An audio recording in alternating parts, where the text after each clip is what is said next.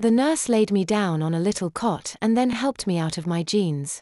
I then lay down with my eyes closed, wishing I was somewhere else. I felt the now familiar rustling of plastic, the too cool cleansing of the wipe, and then the dry paper feeling of the diaper pulled between my legs. For tapes held it on and then I was on my feet, bending over to pull my pants up. I buckled and then frowned at the nurse. Thanks for the help. I am just overwhelmed by all this. No problems. Come to the office anytime you need to. Your driver left me a whole bag of incontinence pants for you. I don't mind helping you. And don't you think this is better than having to wear your gym shorts as pants 3 times last week? I looked down at the floor. 3 times in a week. What had happened? She handed me a pink hall pass. Give this to Mrs. Sullivan so she'll let you in class. I grabbed it and let Clara guide me to class. Discovery. What did you get yourself into, Bailey? I asked as I looked through the lab manual. The boy next to me wore a football jersey with the school colors on it. He looked at me like I was strange. Who is Bailey? I'm Robbie. Sorry, I was just thinking out loud. I am just confused by this lab experiment. I am not even sure where to start. Well, we start on the roof. He picked up a box that was on the table and motioned me to precede him into the hall. No one else left the classroom.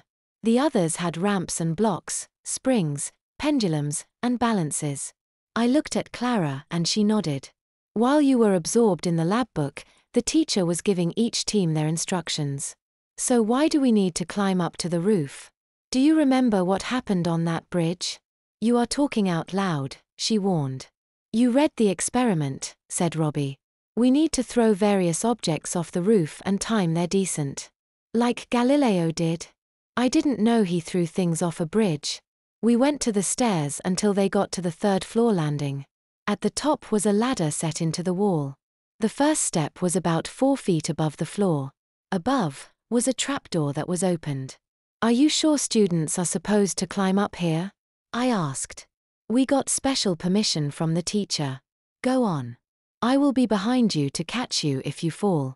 He made his hands into a step and I put a foot in them and stepped up. I caught the stair and his hand touched my butt as I struggled to get to the first step. I got a hold of the step and started to climb. I hoped he didn't feel the diaper through my pants.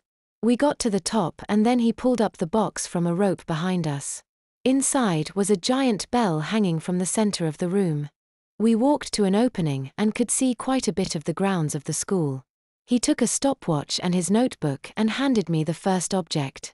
It was a small metal ball about the size of a baseball. Is that a cannonball? Asked Clara.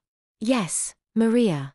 Galileo threw cannonballs from the bell tower when he did this experiment. Throw it down and we will time its descent. I shrugged. This was unreal.